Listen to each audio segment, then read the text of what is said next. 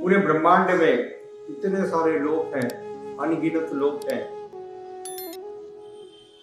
और श्री नारद मुनि जी किसी भी लोक में किसी भी समय उपस्थित हो सकते हैं।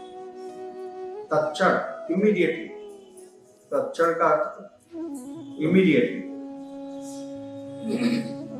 कितने आश्चर्य की बात है, परंतु ये सत्य है, क्योंकि नारद मुनि जी को भौतिक नहीं दिव्य शरीर प्राप्त हुआ, ट्रांसेंडेंटल बॉडी। ये क्यों हुआ? श्रील प्रभुपाद जी ने यहाँ पर वर्णन किया, क्योंकि नारद मुनि ने भगवान के महान भक्तों की संगति की, उनकी सेवा की, और उन भक्तों की कृपा से इस दिव्य स्थिति को प्राप्त किया।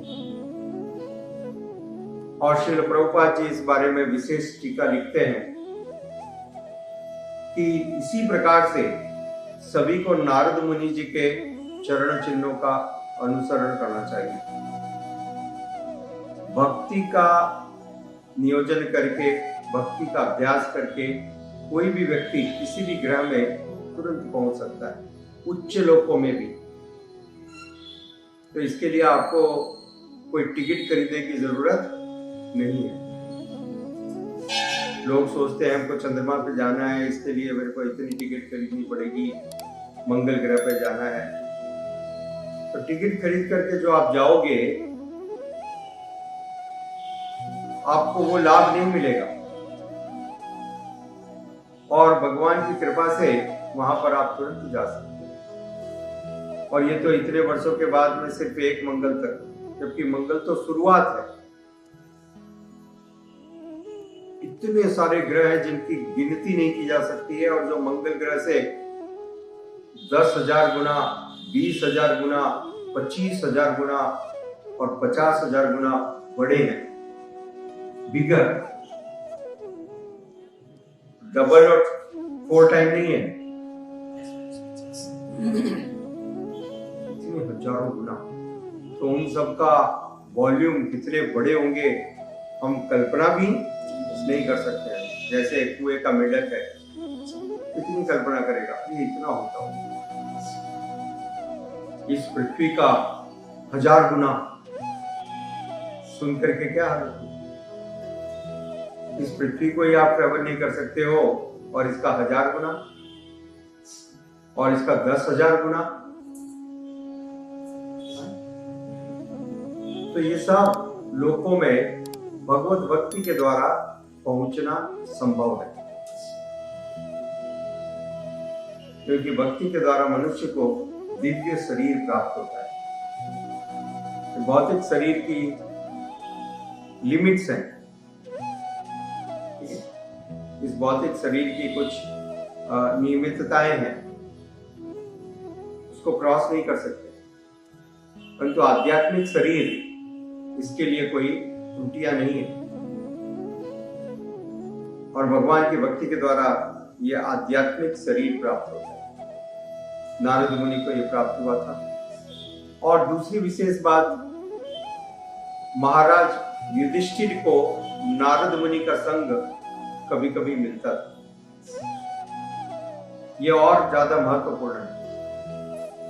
नारद जैसे महान भक्त के संगत्य से महाराज युधिष्ठिर की इतनी भक्ति में प्रगति हुई, और उनको दिशा निर्देश प्राप्त हुआ, पर्सनल गाइडेंस मिला नारद मुनि के द्वारा।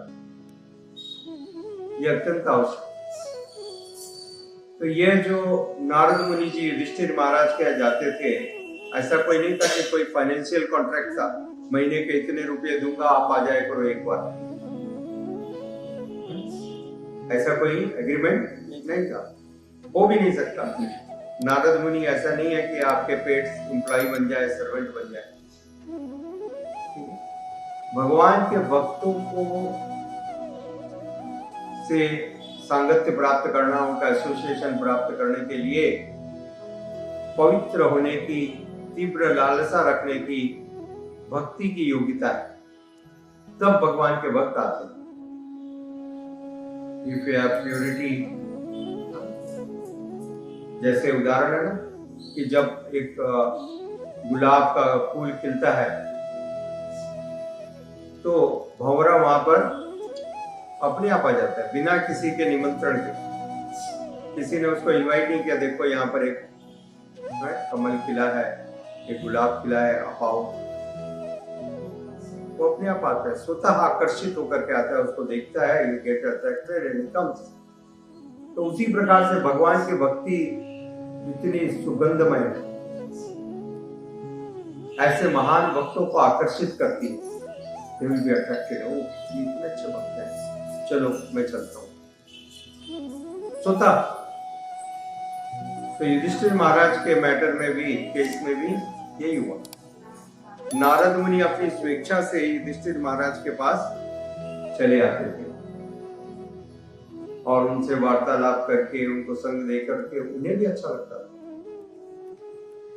क्योंकि भक्तों का स्वभाव होता है अन्य भक्तों से चर्चा करना। ये भक्तों का स्वभाव। जैसे भौतिकवादी व्यक्ति है, भौतिकवादी व्यक्ति किसी भी समय पे, किसी भी जगह पे अपने व्यापार की, अपने भौतिक लाभ की चर्चा करेगा। आप एक प्रमाण देख लो, किसी भी शमशान में जाओ जहां पर किसी के रिलेटिव की मृत्यु हो गई, किसी का मित्र की मृत्यु हो गई और इतने लोग जमा होते हैं, और यदि आप उनके नजदीक बैठ जाओ बिना कुछ बात किए हुए और उनकी बातों को सुनने का प्रयास करो, तो आप पाओगे कि वहां पर भी उनका मित्र जो अग्नि पर जल रहा है, उनका रिलेटिव जिसका शरीर जलाया जा रहा है, जिसका जीवन समाप्त हो गया, ये लोग अपने व्यापार की बात में पूरी तरह से तन्मय है। ऐसा देखा कि नहीं देखा आपने? करते हैं, जाके देख लो आप। तो ये भेड़ी जैसे प्रवृत्ति के लोग हैं। भेड़ जानते हैं? जो भेड़ होती है, यदि 500 भेड़ है, श्रील प्रभुपाद जी ने एक उदाहरण बताया कि पहली भेड़ यदि पहाड़ की चोटी से उस तरफ गिर गई, किसी कारण से गिर गई, तो अब बाकी 499 अपने आप जाके कूदेंगी। पहली तो गिर गई, 499 अपने आप जाकर के पूरे उत्साह के साथ छलांग लगाएंगे। तो ये है भेड़ी। इस प्रकार के लोग हैं, देख रहे हैं व्यक्ति की मृत्यु हो गई, कुछ तो वहां से प्रेरणा प्राप्त करना चाहिए कि कल मेरा शरीर भी यहाँ पर आ सकेगा। इन भौतिक कार्यों को छोड़ करके कुछ भगवत भक्ति की तरफ ध्यान लगाऊं, अपने मन को पवित्र करूं, चित्त को शुद्ध करूं। परंतु उनको ये प्रेरणा वहां पर भी नहीं मिलती, वहां पर भी इंस्पिरेशन नहीं। तो ये तो बहुत बड़ी कृपा है, भक्तों की कृपा है, जो आज हम भगवत भक्ति में है। प्रभुपाद जी की कृपा है, असीम कृपा। तो युधिष्ठिर महाराज जो पवित्र है, because is a pure person, भगवान के भक्त है, महान भक्त है, इसलिए नारद मुनि उनके पास कृपा करके जाते हैं। तो हम भी यदि चाहते हैं कि इस प्रकार से भक्तों का आगमन हो, भक्तों का हमको संग प्राप्त हो, तो इसके लिए आवश्यक है पवित्र होना। और पवित्र होने का सबसे बड़ा उपाय, एकमात्र उपाय क्या है? पवित्र का संग करना।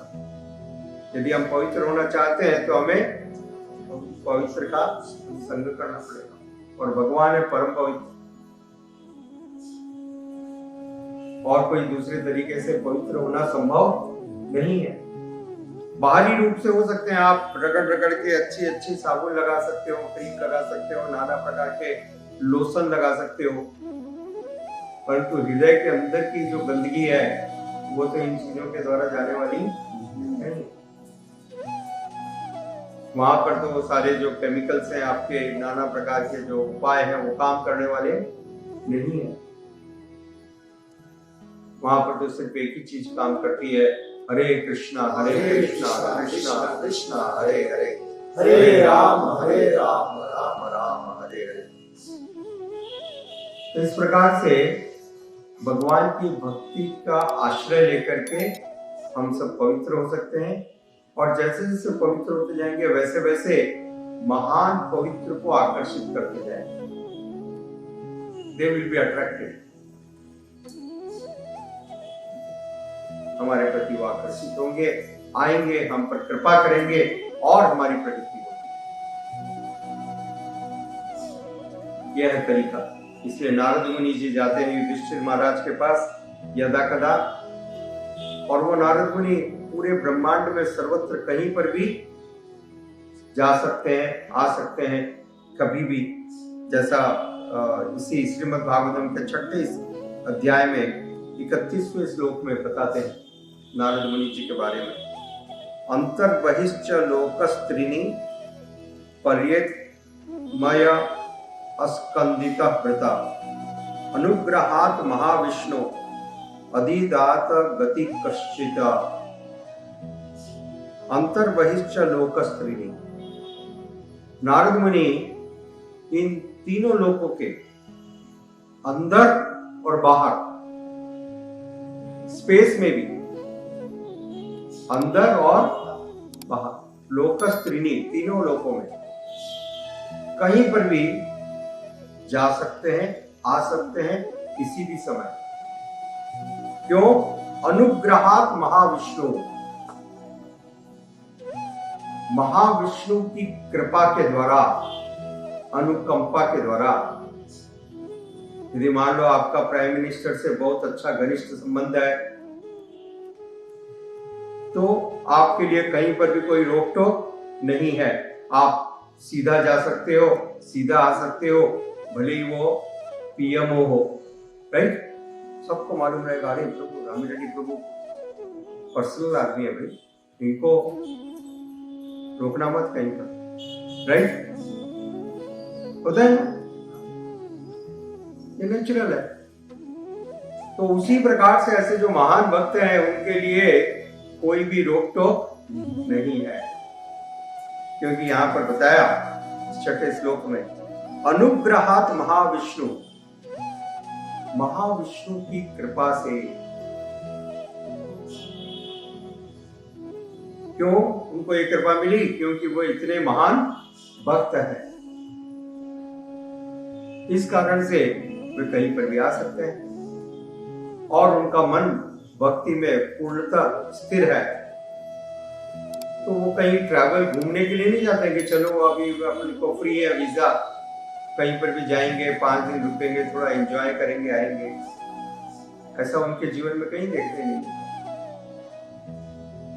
वो तो विशेष करके असुरों के पास, अभक्तों के पास ज्यादा जाते हैं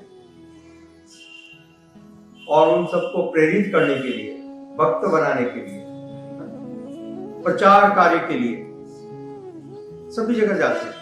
कंस के पास भी गए, रावण के पास भी गए, सबके पास जाते हैं। तो श्री प्रभुपाद जी ने लिखा कि हमको भी नारद मुनि के समान होना चाहिए। वक्त का लक्षण है पर दुख दुखी, दूसरों के दुख देख करके दुखी होने वाले, और उनके दुख को कम कैसे किया जा सकता है? उनको भक्ति का ज्ञान देकर। किसी के भी दुख को आप कैसे कम कर सकते हो? भक्ति के द्वारा, और कोई उपाय नहीं है। तो नारद मुनि जाकर के भक्ति का प्रचार करते हैं और हम सबको भी करना चाहिए। श्री प्रभुपाद जी ने बार बार लिखा है।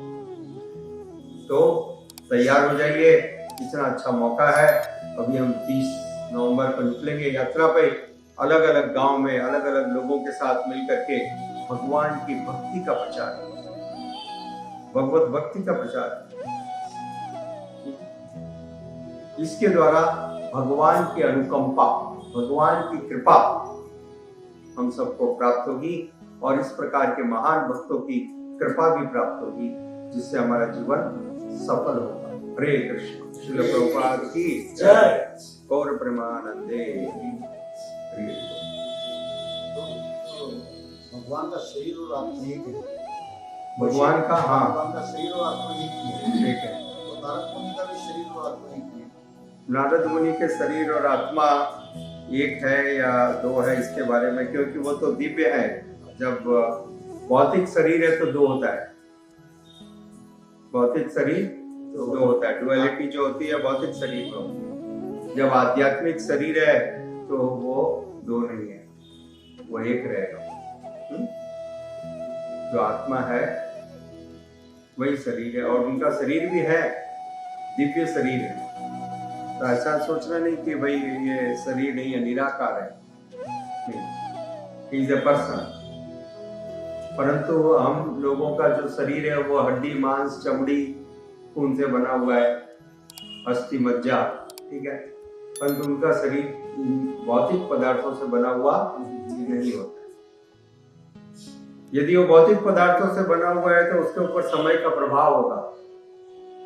हड्डी, मांस, चमड़ी का बना हुआ है तो समय का प्रभाव होगा, निश्चित रूप से होगा, ठीक है। परंतु चूंकि वो इन चीजों का नहीं बना हुआ है तो इसलिए उसके ऊपर समय का प्रभाव भी नहीं होता, दिव्य है। जो कॉन्स्टिट्यूएंट एलिमेंट्स है वो अलग है, ठीक है। सच्चित आनंद भगवान है, सच्चित आनंद, और भगवान के ऐसे भक्त भी इटर्नल होते हैं जिनके ऊपर कोई समय का प्रभाव नहीं होता, क्लियर। तो मुझे नारद ऋषि ने ब्रह्मा पुत्र भी कहलाते हैं। ऐसा ब्रह्मा जी के पुत्र हैं वास्तविक रूप से। ब्रह्मा का जो आनंद जब भगवान का वर्णन कर रहा था, वो आनंद भूत का में सृष्टि हुआ है। नारद जी जो है पहले अपने पूर्व जन्म में दासी पुत्र थे, और बाद में ऐसे महाभागवतों, भक्ति वेदांतों की सेवा की उन्होंने, और उनकी माता ने भी। इस बात को बहुत ध्यान से समझने की जरूरत है। देखिए कितना बड़ा प्रभाव है। उनकी माँ एक साधारण काम वाली नौकरानी है, राइट। उनकी माँ काम वाली, हाँ, झाड़ू करती है, पोछा करती है, पानी भरती है, बर्तन मांजती है, राइट। बस एक ही चीज का सौभाग्य है कि ये सब कार्य वो उन महान भक्तों के यहाँ आश्रम में करती थी।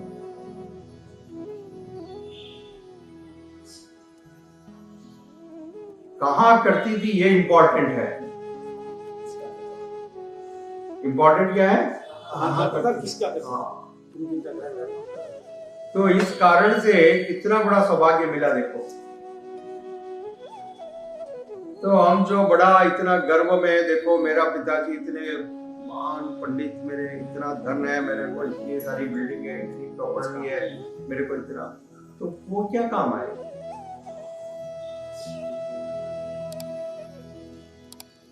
किसी भी कीमत पर भगवत भक्तों का संग प्राप्त करना चाहिए, उनकी कृपा प्राप्त करने का प्रयास करना चाहिए।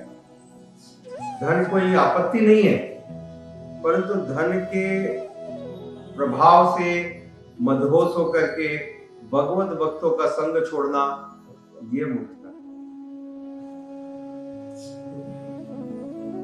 तो बहुत सारे इस्कॉन में आप देखो भक्त हैं, बहुत धनवान है, बहुत वैभवशाली है, परंतु आप देखो उनको सुबह से वो भगवत भक्ति में निमग्न रहते हैं, हाँ? तो फिर धन कोई आपत्ति नहीं है। युधिष्ठिर महाराज भी इतने बड़े राजा हैं, परंतु जब यदि हम उसमें मतवाले हो जाते हैं और भगवान को भूलने लगते हैं, भगवान के भगवत भक्तों को और भगवान की सेवा को अवहेलना करने लगते हैं, ठीक है क्या जरूरत है, कर लेंगे, तो फिर वो एक दुर्भाग्य का विषय है। इसलिए कुंती महारानी ने प्रार्थना किया, भगवान से कहते हैं, जन्म ऐश्वर्य सुतश्री, हे भगवान किसी के भी जीवन से, मेरे जीवन से इन चार चीजों को निकाल दो, ऊंचा जन्म, धन, ऐश्वर्य, सुता, बच्चों को। कौन स्त्री ऐसा प्रार्थना करेगी मेरे बच्चों को भी मेरे जीवन से निकाल दो? तो ये उनकी प्रार्थना है। क्यों? क्योंकि वो नहीं चाहती भगवान को छोड़ करके किसी और के साथ मैं घनिष्ठ संबंध रखूं। भगवान को छोड़ के किसी और का आश्रय न लो। शरण तो भगवान की लेना है। शरण शरण भगवान, ये चीज हमारा लक्ष्य होना चाहिए। हरे कृष्णा। श्रील प्रभुपाद की जय। गौर प्रेमानंदे।